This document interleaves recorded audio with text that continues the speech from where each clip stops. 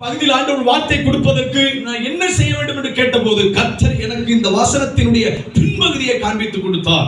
எனக்கு அருமையான தேவ ஜனங்களே, கர்த்தருடைய ஆவியானவர் சொல்லுகிறபடி சொல்லுகிறேன்.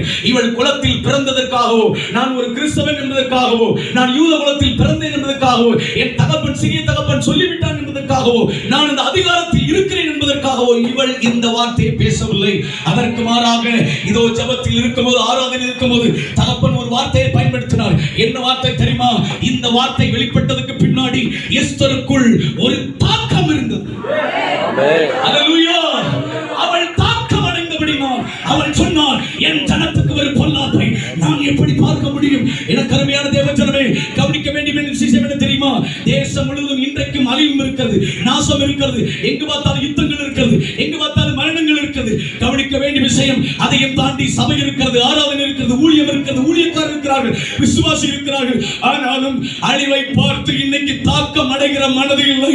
அப்படிப்பட்ட ஒரு கூட்டம் இருக்குமானால் என் ஆண்டவராகிய கர்த்தர் அவர்களைத்தான் இந்த கூட்டத்தில் தேடி வந்திருக்கிறார்.